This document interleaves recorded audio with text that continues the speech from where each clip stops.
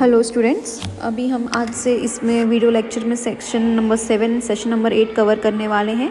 मैं already session 6 तक आप लोगों को क्लास में समझा चुकी हूँ, टॉपिक्स को डिस्कस कर चुकी हूँ। अब मैं आगे के जो सेशन है उसका वीडियो लेक्चर आपको प्रोवाइड करने वाली हूँ। वीडियो लेक्चर को केयरफुली सुनिएगा, 1 बार 2 बार 3 बार, जब तक आपको समझ में ना आए, और उसके बाद भी कुछ डाउट होगा तो हम फिर क्लास लेंगे। Now let's begin with our session number 7।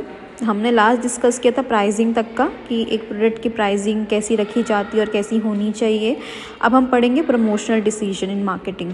हमने 4 पीस पढ़े थे मार्केटिंग के, जिसको हम लोग मार्केटिंग में अभी ब्रीफली डिस्कस करें। क्या क्या? Product, place, promotion and price.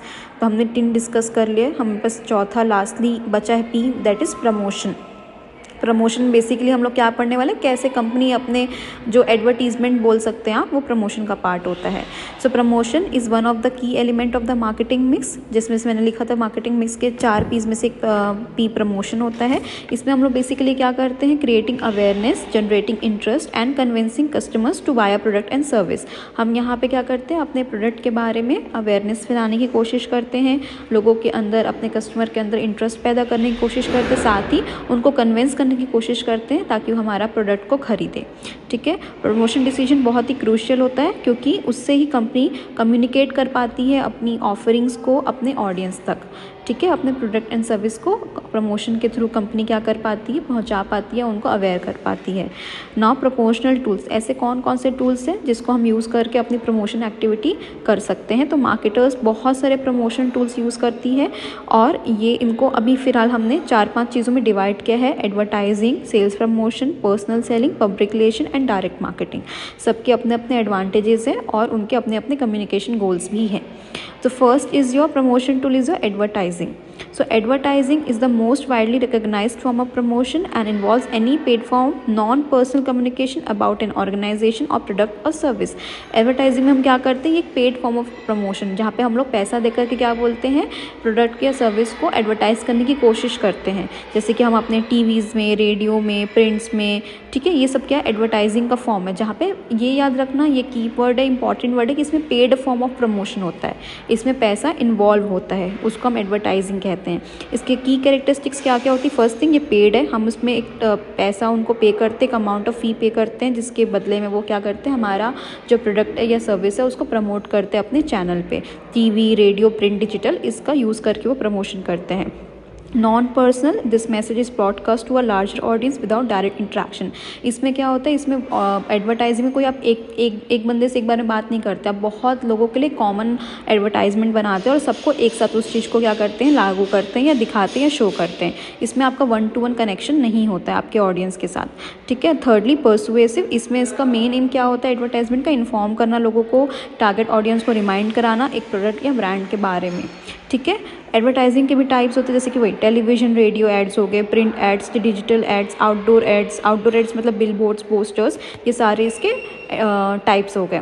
इसके एडवांटेजेस क्या क्या हैं? बहुत लोगों तक बहुत जल्दी चीज़ें पहुंच जाती है, एक अच्छी ब्रांड रिकग्नाइजेशन ब्रांड को मिलती है, अवेयरनेस बहुत अच्छी होती है, और ब्रांड का प्रेजेंस भी लोगों के बीच में बहुत ज़्यादा बढ़ता है। और इसके डिसएडवांटेजेस क्या है कि एक्सपेंसिव, क्योंकि इसमें ऑफकोर्स हम लोग पेड फॉर्म ऑफ एडवर्टीजमेंट है ये, तो एक्सपेंसिव होता है। जैसे टीवी या लार्ज स्केल जो कैंपस स्पेशली, ये चैनल्स बहुत ज़्यादा एक्सपेंसिव होता है, और इसमें हम लोग पर्सनलाइजेशन नहीं कर सकते, क्योंकि ये सबके लिए होता है, ये बहुत लार्ज ऑडियंस के लिए रहता है, इसलिए इसमें पर्सनलाइजेशन का कोई रोल प्ले नहीं होता है। तो ये आपका फर्स्ट प्रमोशनल टूल हो गया। Second is your sales promotion. Sale promotion हम क्या करते हैं, शॉर्ट टर्म इंसेंटिव्स या एक्टिविटीज़ को एंकरेज करते हैं या बनाते हैं, ताकि हम अपने कस्टमर्स को अपनी तरफ इन्फ्लुएंस कर सकें परचेज़ करने के लिए गुड्स और सर्विस को। शॉर्ट टर्म इंसेंटिव्स जैसे कि आपके डिस्काउंट्स हो गए, कूपन्स हो गए, फ्री सैम्पल्स हो गए, ये सब चीज़ें क्या करते हैं, हम कोशिश करते हैं। आप देखते हो ना, बाय 1 गेट 1 फ्री, ये सब छोटे छोटे कुछ समय के लिए ही आपका सीमित है, ये आपको आता है ना मैसेज, ये सेल्स प्रमोशन का पार्ट होता है, जहाँ पे हम लोग शॉर्ट टर्म इंसेंटिव्स देते हैं ताकि हम उनको इंकरेज कर सकें कि वो हमारा प्रोडक्ट या सर्विस को खरीदें। तो इसके की कैरेक्टरिस्टिक्स क्या होते हैं? फर्स्ट थिंग, ये शॉर्ट टर्म बहुत कम समय के लिए होता है, जैसे कि इसमें वैरायटी ऑफ फॉर्म्स दिया है, डिस्काउंट्स, कूपन्स, फ्री सैम्पल्स, ये सब इसके टाइप्स हैं। और थर्डली, क्या मेन इसका गोल ऑब्जेक्टिव क्या रहता है, कि ताकि हम सेल्स को बहुत रैपिडली बूस्ट कर सके शॉर्ट टाइम के लिए। अब जब आप ये चीज़ आप खुद देखते हैं, कहीं पर सेल्स आती तो वहाँ जनरली कुछ समय जब तक सेल चलती तब तक बहुत ज़्यादा खरीदी बढ़ जाती, कस्टमर्स की भीड़ बहुत ज़्यादा बढ़ जाती है। तो ये इसका गोल्स होता है। टाइप्स ऑफ सेल्स प्रमोशन में भी सेम चीज़ें दी हुई है, कूपन्स, डिस्काउंट्स होते हैं, सैम्पल्स, कॉन्टेस्ट, लॉयल्टी प्रोग्राम्स, ठीक है, ये सब चीज़ें इसके टाइप्स होते हैं। अब इसका एडवांटेजेस क्या होता है कि इसमें बहुत इमीडिएट रिजल्ट मिलता है। आपने सेल रखा, सपोज आपने 1 हफ्ते की सेल रखी, डिस्काउंट्स ऑफर किए, तो 1 हफ्ते के लिए काफ़ी मतलब जल्दी आपके रिजल्ट्स आपको दिखते हैं, ठीक है, और सेल्स बहुत जल्दी बढ़ती है। और इसमें क्या होता है, encourage trial and repeat purchases. इसका मतलब क्या है, कई बार आप ये भी करते हैं कि आप फ्री में भी कुछ चीज़ें ऑफर करते हैं, तो लोगों का ये ओपिनियन बनता है अरे फ्री में तो है, क्या दिक्कत है ट्राई करने में, तो उससे ट्रायल के चांसेस बढ़ते हैं। और ट्रायल से क्या होता है, अगर लोगों को पसंद आ जाता है तो उससे क्या होती है, परचेज होने के पूरे चांसेस होते हैं। तो ये इसके एडवांटेजेस होते हैं। और डिसएडवांटेज, उसका एक कॉमन डिसएडवांटेज ये दोनों का कि ये भी कॉस्टली रहता है, इसमें बहुत पैसे लग जाते हैं। और सेकेंडली शॉर्ट टर्म रहता है, इसलिए लॉन्ग टर्म हम इसमें थोड़ा सा ब्रांड लॉयल्टी पाने में चूक सकते हैं, क्योंकि हम शॉर्ट टर्म इंसेंटिव्स उनको इंट्रोड्यूस करते हैं इस वाले प्रमोशन टूल में। तो this is your sales promotion. Third is your personal selling. So personal selling is the process जहाँ पे सेल्स पर्सन डायरेक्टली इंटरेक्ट करता है अपने कस्टमर के साथ और उनको इन्फ्लुएंस करता है ताकि वो परचेज़ कर सके प्रोडक्ट या सर्विस के। जैसे कि आपके डोर टू डोर घर पे कोई ना कोई आता, कभी कोई कारपेट बेचने आता है, कभी कोई कुछ बेचने आता है, तो आप ये चीज़ देखते हो। कोई आता ना, एक इंसान कि आपको कभी कोई फ़ोन के बारे में बता रहा है, घर के बाहर ही आते हैं जो सेल्समैन्स होते हैं जो बेचते हैं हर चीज़ों को, तो ये आपको ट्रैफिक सिग्नल से मिल रहे, तो बहुत जगह ऐसे लोग होते हैं। ये पर्सनल सेलिंग का पार्ट है जहाँ पे एक 1-to-1 इंट्रैक्शन होता है, एक डायरेक्ट इंट्रैक्शन होता है आपके कस्टमर्स के साथ। इसकी कैरेक्टरिस्टिक्स क्या है, फर्स्ट थिंग डायरेक्ट इंट्रैक्शन है, सेकंड एक कस्टमाइज है, the sales pitch is tailor to the individual customers need, concern and buying behaviour. इसमें क्या होता है, कस्टमाइजेशन पे रहता है। यहाँ पे जो हम लोग पिच भी लगाते हैं सेल्स के लिए, वो हम लोगों को देख के या लोगों को देख उनके हिसाब से, उनके बाइंग बिहेवियर के हिसाब से उनको पिच करते हैं ताकि वो हमारा प्रोडक्ट को खरीदे, ठीक है। और इसमें फेस टू फेस कम्युनिकेशंस भी रहता है। इसके एडवांटेजेस क्या है, फर्स्ट थिंग पर्सनलाइजेशन है, मतलब यहाँ पे हम लोग उनके हिसाब से चीज़ें करते तो ज़्यादा चांसेस रहते हैं हमारा सामान बिकने का। और सेकंड है हायर कन्वर्जन, वही सेम चीज़ उसी का ही आगे बढ़ाया हुआ है कि पर्सनलाइजेशन के कारण ही कन्वर्जन रेट भी बहुत ज़्यादा हाई रहता है, मतलब उनके खरीदने के चांसेस भी बहुत ज़्यादा हाई होते हैं। डिसएडवांटेज एक्सपेंसिव है बहुत ज़्यादा, और second limited reach to compare to advertising, मतलब उतने लोगों को, अब क्योंकि हम 1-to-1 इंट्रैक्शन कर रहे हैं, लोगों से जाके खुद मिल रहे हैं, तो हम उतने लोगों को नहीं कवर कर पाएंगे जितना हम लोग, जो हमने फर्स्ट टूल बात की थी एडवर्टाइजमेंट में, हम बहुत लोगों को एक टाइम पे एक मैसेज पहुंचा देते, टीवी के जरिए, रेडियो के जरिए, उसमें लाखों करोड़ों लोग सुन सकते हैं। बट इसमें क्या होता है कि हम एक एक करके सबसे मिलते, एक एक करके बात करते, तो हम इतने लोगों तक एक टाइम पे नहीं पहुंच पाते। तो ये इसका एक बहुत बड़ा डिसएडवांटेज होता है। Fourth is your public relation. Public relation में हम क्या करते हैं, यहाँ पे हम लोग कंपनी की इमेज बनाने की कोशिश करते हैं, एक रिलेशनशिप बनाने की कोशिश करते हैं अपने मीडिया के साथ, कस्टमर्स के साथ, एम्प्लॉयज़ के साथ और एक जनरल पब्लिक के साथ, ठीक है। यहाँ पे हम एक रिलेशनशिप बनाने, जैसे नाम as the name suggest public relation, तो यहाँ पे हम लोग इमेज और रिलेशनशिप बनाते हैं अपने स्टेक होल्डर्स के साथ। इसकी कैरेक्टरिस्टिक्स क्या है, ये नॉन पेड कम्युनिकेशन, यहाँ पे कोई, जैसे हमने एडवर्टाइजमेंट में या बाकी जगह हम पैसे का यूज़ होता है जहाँ पे हमें पे करना पड़ता है, यहाँ पे कोई मनी का इंक्लूजन नहीं, यहाँ पे हम रिलेशन मेकिंग करते हैं। यहाँ पे हमें पे करना पड़ता है, यहाँ पे कोई मनी का इंक्लूजन नहीं, यहाँ पे हम रिलेशन मेकिंग करते हैं। मीडिया रिलेशंस का यूज़ करते हैं, जर्नलिस्ट के साथ, इन्फ्लुएंसर्स के साथ हम लोग काम करते हैं, उनको बोलते हैं प्रमोट करो या रिव्यू दो हमारे प्रोडक्ट के बारे में। और ये सबसे ज़्यादा हेल्पफुल होता है क्राइसिस मैनेजमेंट में। क्राइसिस मैनेजमेंट किसे कहते हैं, ऐसा कोई एक समय आता है हर एक बिजनेस में जब उनका डाउनफॉल चलता है, उनका सेल्स नहीं होता है, उनका नेगेटिव मार्केटिंग चलती है, तब ये बहुत हेल्प करता है। अगर आपके रिलेशनशिप्स अच्छे हैं, आपकी इमेज बहुत अच्छी है, तो वो आप इजीली मैनेज कर सकते हो, वो फेज़ को आप इजीली तरीके से ओवरकम कर सकते हो। So this is few characteristics of public relation. And types of public relation क्या क्या, press release, events and sponsorships, media coverage, ये सारे आपके न्यूज़पेपर्स, मैगजीन्स, टीवी, यहाँ पे हम लोग अपने बारे में एडवर्टाइज करते हैं, बताते हैं। एडवांटेजेस क्या है कि ये बहुत builds credibility since PR message are often seen and more trustworthy than ads. तो क्रेडिबिलिटी, एक रिलेशनशिप, एक ट्रस्ट बनता है क्योंकि ये ज़्यादा क्या होते हैं, ट्रस्टवर्दीज होते हैं, ठीक है। और ये कॉस्ट इफेक्टिव भी रहता है, ये इसका अच्छा एडवांटेज है।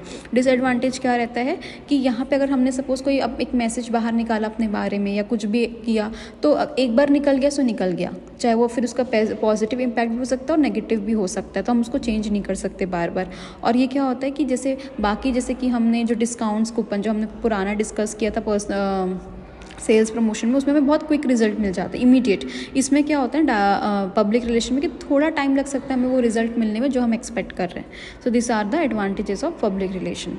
The last one is your direct marketing. Direct marketing involves direct communication with potential customers through channels like mail, email, telemarketing and SMS with the goal of generating a response और transaction. इसमें भी क्या होता है, हम एक direct connection करते हैं, डायरेक्ट कम्युनिकेट करते हैं अपने पोटेंशियल कस्टमर्स के साथ, मेल करते हैं उनको, मैसेजेस, SMS आपके पास जैसे पेंटालून्स ट्रेंड्स हो गया, आपके पास आपने वहाँ पे अपना नंबर रजिस्टर करवाया होगा बिलिंग के टाइम पे, तो कभी भी उनकी सेल्स होगी या डिस्काउंट्स होगा वो आपको मैसेज करते हैं, आपको इन्फॉर्म करते हैं कि आप आइए हमारे स्टोर पे, अभी हमारी सेल चल रही है, अब आके परचेज़ करेंगे या डिस्काउंट्स कूपन। तो यहाँ पे एक डायरेक्ट कम्युनिकेशन होता है कस्टमर्स के साथ, ठीक है। क्यों करते हैं? वही रिस्पॉन्स अच्छा पाने के लिए और सेल्स को जनरेट करने के लिए। तो इसका की कैरेक्टरिस्टिक है, डायरेक्ट रिस्पॉन्स मिलता है, पर्सनलाइज कम्युनिकेशन रहता है। थर्डली वो can be highly targeted using database और set to segment markets, segment customers. So यहाँ पे वही डायरेक्ट रिस्पॉन्स मिलता है, पर्सनलाइजेशन, आप एक एक को एक उनके तरीके से बात करते हैं और वो हम टारगेटेड कर सकते हैं अपने डेटाबेस को। आपके पास इसमें डेटाबेस स्टोर रहता है आपके कस्टमर्स के बारे में, उसको यूज़ करके आप अपने टारगेट ऑडियंस तक पहुंच सकते हैं। डायरेक्ट मार्केटिंग के टाइप्स क्या क्या होते हैं? ईमेल मार्केटिंग, हम ईमेल का यूज़ करते हैं, हम टेलीफोनिक करते हैं, कस्टमर्स को कभी कभी कॉल करते हैं, आपको आते हैं कॉल्स बहुत सारे कंपनी से, या डायरेक्ट मेल करते हैं। इसके एडवांटेजेस क्या है कि ये बहुत पर्सनलाइज्ड और टारगेटेड रहता है। सेकेंडली इसमें रिजल्ट्स मेजरेबल रहते हैं, क्योंकि आपने जितने लोगों को भेजा आपको कितने का रिस्पॉन्स आया, कितने का नहीं है, आप इजीली इसको कैलकुलेट कर सकते हो। और डिसएडवांटेज क्या रहता है कि इसको काइंड ऑफ स्पैम, आप भी कई बार मैसेजेस आते हैं, SMS बहुत ज़्यादा आते हैं तो वो आपको स्पैम लग सकता है, आप इग्नोर भी करते हो कई बार इस चीज़ को। और high cost of maintaining an accurate customer database, जो आप कस्टमर डेटाबेस मेंटेन करते हो अपने पास, उसको भी मेंटेन करने के पैसे डेफिनेटली लगते हैं, हाई कॉस्ट लगता है मेंटेनेंस, ताकि अच्छे तरीके से उसको लॉन्ग टर्म हम लोग स्टोर करके रख सकें। तो ये इसके दो डिसएडवांटेजेस होते हैं। So this is all about your promotion. Now we'll discuss about distribution channel. Distribution channel decision in marketing. क्या क्या distribution channel से related हम decisions लेते हैं marketing में. So distribution channels plays a critical role in ensuring that products and services reach customers in a timely and efficient manner. Distribution channel का first and foremost role play क्या होता है कि जो हमारे product और service है वो हमारे customers तक सही सलामत और समय के साथ पहुँच जाए, ये distribution channel का सबसे बड़ा क्या होता है, aim होता है। Companies need to decide on the type of distribution channels and understand the function of intermediaries that helps in delivering products to the target market. तो कंपनी को वही डिसाइड करना पड़ता है यहाँ पे कि कैसा डिस्ट्रीब्यूशन चैनल हमारा होना चाहिए और साथ ही हमारे इंटरमीडियरीज के जो फंक्शंस क्या क्या होना चाहिए ताकि वो सही टाइम और सही तरीके से प्रोडक्ट को अपने टारगेट मार्केट तक पहुँचा सके। तो distribution along side distribution logistic decision भी बहुत ज़्यादा इंपॉर्टेंट होते हैं। लॉजिस्टिक्स में क्या क्या आता है? अपना इन्वेंट्री मैनेजमेंट आता है, warehousing, transportation and insurance, ये चार्जेस के बारे में भी हम डिस्कस करेंगे। तो डिस्ट्रीब्यूशन के अंदर हम लोग डिस्ट्रीब्यूशन चैनल्स के बारे में पढ़ेंगे, उनके इंटरमीडियरीज के बारे में पढ़ेंगे, लॉजिस्टिक डिसीजन से रिलेटेड हम चीज़ें पढ़ेंगे जहाँ पे हम inventory management, warehousing, transportation, insurance के बारे में स्टडी करेंगे। First thing is your distribution channel, types and function of intermediaries. So a distribution channel is the path through which products or service travel from the producer to the final consumer. First of all, distribution channel किसे कहते हैं? ये एक pathway होता है, एक रास्ता होता है। किसका रास्ता होता है? कि जहाँ से प्रोडक्ट एंड सर्विसेज पहुँचता है एक प्रोड्यूसर, एक मैन्युफैक्चरर से लेकर के अपने फाइनल कस्टमर तक, आप तक, ये एक चैनल होता है, ठीक है। ये दिस प्रोसेस इन्वॉल्व्स, इसके बीच में मल्टीपल इंटरमीडियरीज रहते हैं जो कि बहुत सारे रोल प्ले अपना करते हैं जब ये गुड्स का फ्लो होता है एक जगह से दूसरी जगह तक। सो इंटरमीडियरीज बेसिकली किसको कहते हैं? अपने जो रिटेलर्स, होलसेलर्स होते हैं जिसके थ्रू आप तक प्रोडक्ट पहुंचते हैं, इसको हम इंटरमीडियरीज कहते हैं। सो पहले चीज़ तो types of distribution channel, channel के भी दो तरीके के टाइप होते हैं, एक डायरेक्ट डिस्ट्रीब्यूशन चैनल, एक होता है indirect distribution channel. So direct distribution channel क्या होता है? In this channel the producer sells directly to the customer without using any intermediaries. Direct में हम क्या करते हैं, जो प्रोड्यूसर है, जो मैन्युफैक्चरर है, वो डायरेक्टली सेल करता है, उसके बीच में किसी भी इंटरमीडियरी की वो हेल्प नहीं लेता है, जैसे कि होलसेलर, रिटेलर नहीं। जैसे मैं प्रोड्यूस, ये स्मॉल स्केल जो इंडस्ट्रीज़ आप बोल सकते हैं वो गुड एग्जांपल है, जो बहुत बड़े मात्रा में चीज़ें प्रोड्यूस नहीं कर रहे हैं, जो कस्टमाइज प्रोडक्ट बनाते से कपड़े हो गए या रेजिन आर्ट्स हो गए, ये एक एग्जांपल है छोटा सा। तो ये बहुत स्मॉल स्केल इंडस्ट्रीज़ होती है, तो ये लोग डायरेक्ट डिस्ट्रीब्यूशन चैनल का ही यूज़ करते हैं, खुद ही प्रोड्यूस करते हैं और खुद ही कस्टमर को डायरेक्टली बेचते हैं। इसके बीच में किसी भी होलसेलर का या रिटेलर की मदद वो नहीं लेते हैं। तो this approach is commonly seen in industry direct selling, e commerce या सब्सक्रिप्शन सर्विसेज में, ठीक है। जैसे एग्जाम्पल यहाँ पे दिया हुआ एक एप्पल का। एप्पल क्या करता है? एप्पल स्टोर्स का भी यूज़ करता है, बट मेजरली वो क्या करता है अपने खुद के वेबसाइट से, अपने खुद के स्टोर से कस्टमर को अपने प्रोडक्ट बेचता है। एप्पल मीन्स आईफोन की बात कर रही हूँ मैं यहाँ पे। तो वो खुद ही का ही चैनल यूज़ करता है, खुद ही की वेबसाइट को, खुद ही के प्लेटफॉर्म को यूज़ करके अपने प्रोडक्ट को बेचता है अपने कस्टमर तक। और इनडायरेक्ट में डायरेक्टली उसका उल्टा चीज़ होता है कि यहाँ पे क्या होता है कि जो प्रोड्यूसर है वो इंटरमीडियरीज़ का यूज़ करता है अपने फाइनल कस्टमर्स तक पहुँचने के लिए, जैसे कि आपके एजेंट्स हो गए, आपके मिडिल मैन्स हो गए, आपके होलसेलर्स हो गए, इनका यूज़ करके वो अपने फाइनल कंज्यूमर तक पहुंचता है। ठीक है, इसके एग्जांपल जैसे कि क्लोथिंग ब्रांड्स हो गए, डिपार्टमेंट स्टोर्स का यूज़ करते हैं ना, अपन जाते हैं बहुत सारे क्लोथिंग ब्रांड्स जैसे कि आप किसी भी शॉप में कपड़े खरीदने जाते हो या कोई कॉस्मेटिक्स लेने जाते हो तो वो बेचते हैं, आपको दिखाते हैं। ऑफ कोर्स जैसे बहुत एक आप कॉस्मेटिक शॉप में चले गए, वहाँ पे मल्टीपल ब्रांड्स के कॉस्मेटिक्स होते हैं, लैक्मे के भी होते हैं, आपके मैक के भी होते हैं। तो वो एक रिटेलर है, वो एक इंटरमीडियरी की तरह एक्ट करता है उनके लिए। So this is your direct and indirect distribution channel. अब हम पढ़ते हैं टाइप्स ऑफ इंटरमीडियरीज। इंटरमीडियरीज के अंदर पहला टाइप क्या आपका रिटेलर होता है। रिटेलर का डेफिनेशन क्या है? This are the businesses that sells product directly to customer in small quantities. Retailers can be physically stores, online shops और combination of both. Retailers का बेसिक डेफिनेशन क्या है यहाँ पे कि ये प्रोडक्ट डायरेक्टली सेल करते हैं कस्टमर तक, लेकिन छोटे छोटे क्वांटिटीज़ में, 1 या 2 या 3 क्वांटिटीज़ में बोलते हैं, बहुत मेजर क्वांटिटी में सेल नहीं करते, छोटे छोटे क्वांटिटी में प्रोडक्ट को सेल करते हैं अपने कस्टमर तक। इन रिटेलर्स फिजिकल स्टोर्स मतलब आपको जहाँ पे आप शॉप में जाके भी कर सकते हो वो भी हो सकते हैं, आपको ऑनलाइन भी मिल सकते हैं और दोनों का कॉम्बिनेशन भी हो सकता है। ठीक है, इसके फंक्शन और एग्जाम्पल भी जैसे वॉलमार्ट, ज़ारा दिया हुआ है। होलसेलर्स क्या होते हैं? ये लार्ज क्वांटिटी में गुड्स को खरीदते हैं प्रोड्यूसर को और स्मॉल क्वांटिटी में रिटेलर्स को बेचते हैं या अलग अदर बिजनेसेस को बेचते हैं। रिटेलर्स किसको बेचता है? कस्टमर्स को बेचता है। जो होलसेलर वो किसको बेचता है? वो रिटेलर्स को बेचता है और अदर बिजनेसेस है उसको बेचता है। तो दिस इज होलसेलर। ठीक है, एग्जाम्पल इस मेट्रो, ये यहाँ पे कुछ ऐसे एग्जाम्पल्स दिए, आपको कॉमन एग्जाम्पल्स भी मिल जाएंगे। करता है किसके बीच में? मैन्युफैक्चरर के बीच में और रिटेलर के बीच में, या तो अपने एंड कस्टमर के बीच में। They may have exclusive right to sell specific product in a particular geographic area. ठीक है, इसके एग्जांपल दिया in the automotive industry, company like Ford may have authorised distributor to sell vehicle in specific region. मतलब यहाँ पे वो थोड़ा modify भी कर सकते हैं अपने हिसाब से वो रीजन में बेच सकते हैं, थोड़ा वो अपना आइडिया भी यूज़ करके, स्ट्रैटेजी यूज़ करके भी प्रोडक्ट एंड सर्विसेज को सेल कर सकते हैं। Then last is your agents और brokers. So agents and brokers intermediaries होते हैं who facilitate transaction between buyers and seller, offer in exchange for a commission.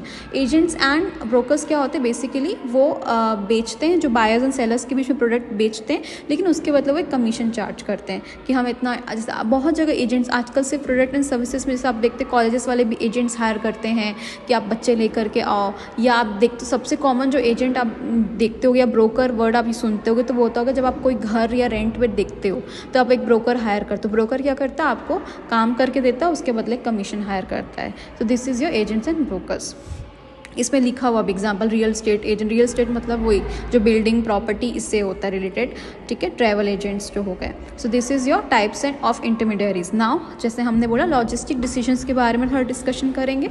So logistic decision are essential for ensuring that products are available to meet customer demand while minimising cost. Logistic decision का क्या role play होता है कि जब customer की demand वो product की कर रहा है तब उसको वो प्रोडक्ट मिलना चाहिए, साथ ही कम कॉस्ट में, बहुत कॉस्ट में भी नहीं।